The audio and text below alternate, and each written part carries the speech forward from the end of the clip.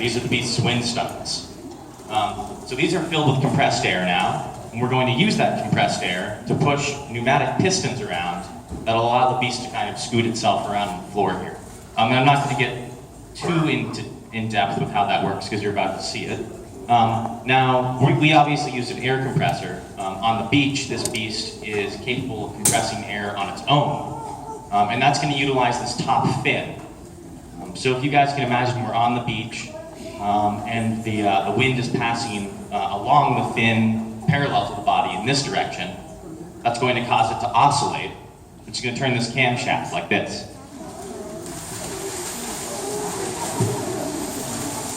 Now, as the wind is pushing the sail, and the sail is in turn pushing the camshaft is pushing this pump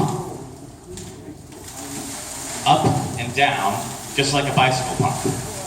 Normally there'd be 6 or 7 of those, and they'd all be pumping with the wind.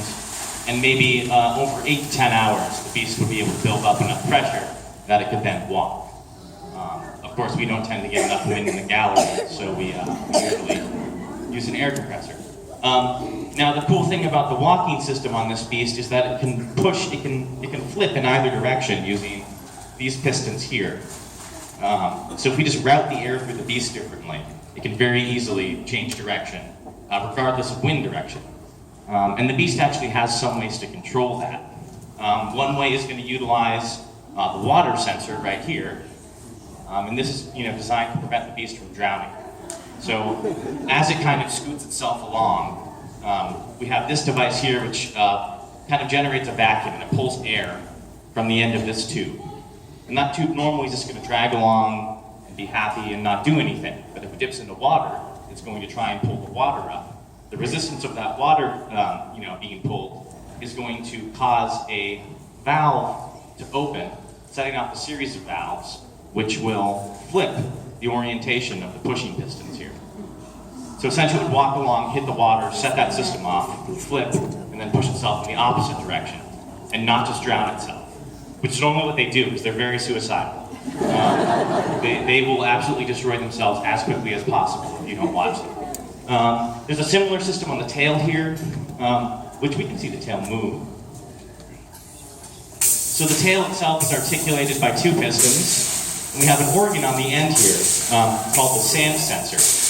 Ideally, the Strandbeast likes to be on nice, densely packed down, even sand. So this organ is designed to test the density of the sand and then redirect the beast based on that. Hold on for 1 second.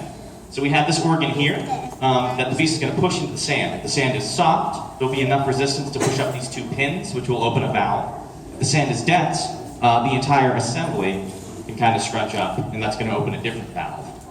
Depending on which valve opens, either this piston here or its twin on the far side will stick into the ground, and that will act as a pivot point for the beast to swing around and change direction.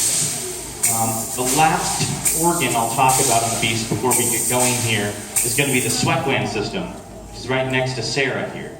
It's just another one of these 1.5 liter soda water bottles. It has a tube which goes into the cap and a tube which extends to the bottom of the bottle. The bottle itself is filled with soapy water. So you're going to allow compressed air to pass into the bottle, which will put pressure on the water, forcing it out through the lower tube, out through a network of tubes, which lead to the inside of the joints of the beast. And the water is going to get forced out through the joints, which will flush out any sand or grit, and also help lubricate the beast. But I think that we're ready to walk if we want to test the reverse system here. So we're gonna, the beast will quickly stretch, which is very important.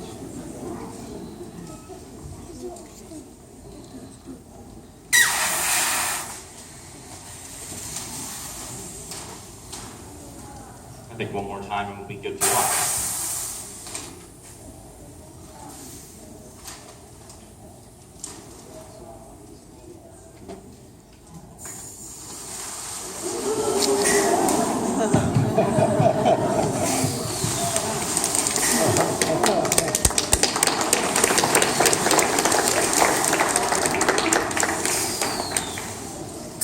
We'll reverse direction and keep walking here. Now, the beasts were designed to be migratory animals, and this system is kind of part of that. Normally, all Strandbeasts are going to be pushed directly by the wind, but having a system like this is nice because you can move regardless of wind conditions, using stored energy. And that's going to help allow the beast to travel along the beach at Strandbeast, 7 kilometers down to the next town, and then reverse direction and walk back. As of yet, I don't think that any Strandbeast has successfully made that trip. But that's the idea. Maybe in the next 20 years or so, we'll see something capable of that. As far as the construction of the beasts themselves, they're made out of PVC plastic material. This particular type of PVC is only used in the Netherlands for electrical conduit. As such, it's a lot lighter weight and thinner walled than we might find in the US, which allows the beast to be very light. And also, heatless material becomes very pliable. You can form it into all sorts of different shapes and joints, which you can see on the beast. The one disadvantage of the material is that it doesn't have a lot as far as longevity. It tends to break down over the course of just 1 year. So most beasts only live a year. In fact, everything that we have in the gallery has already lived a full year lifespan, died, gone extinct, and then we've just resurrected it for your entertainment. Generally, the workflow is that Teo will design the beasts over the winter, build them in the spring. They'll live their life on the beach for a few months in the summer, and then in the fall, the beast goes extinct and it's relegated to the boneyard, which is this sort of elephant graveyard next to Teo's workshop. But I think I can start answering questions if anyone has any. I'd be happy to answer. The question is, what's the furthest distance the Strandbeast has gone? I imagine you mean like independence. I don't have a good answer for that. They need pretty close supervision. Again, they're very suicidal on their own.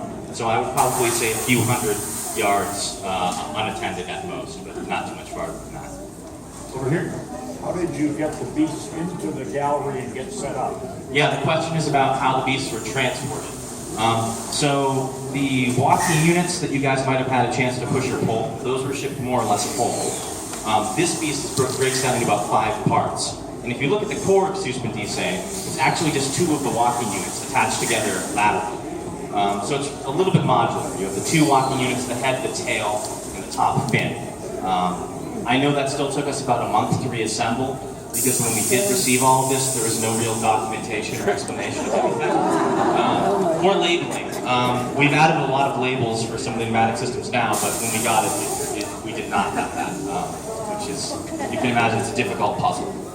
We have a question over here? How can it go straight? I'm sorry? How can it go straight? The question is how it walks straight. If you look, we have these pistons here which are expanding and pushing it along, and if you look very closely, you'll notice that they're all pushing at exactly the same time. So it's pushing all along the body at once to keep it going straight. In the back there. The question is how much Anwar Strandbeast weighs.